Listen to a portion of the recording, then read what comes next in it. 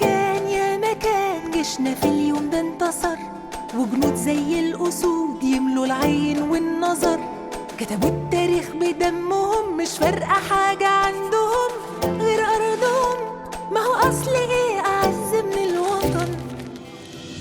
كتب التاريخ تشهد على الملحمة، مين كان قوي، مين دافع، مين حمى، مين حرر الأرض بإيديه، ومصر بالنسبة له إيه؟ كله أمل في بكرة أحسن، وده فعلا حصل. أنا وأنت عايشين بفخر وبأمان، والفضل يرجع للي ضحوا من الرجال. ما احناش دعاة للحرب ولا بنحبها، لكن اللي يجي علينا يبقى ملوش مكان. الانتصار كان درس علم على الغزاة، علمنا يعني ايه كرامة في الحياة.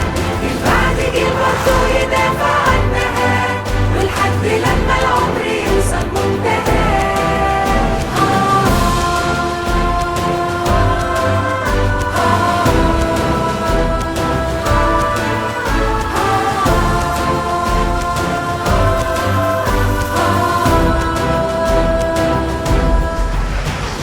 أنا من البلد دي مصر حرة وافتخر، وعشان هودي نفسي عادي للخطر.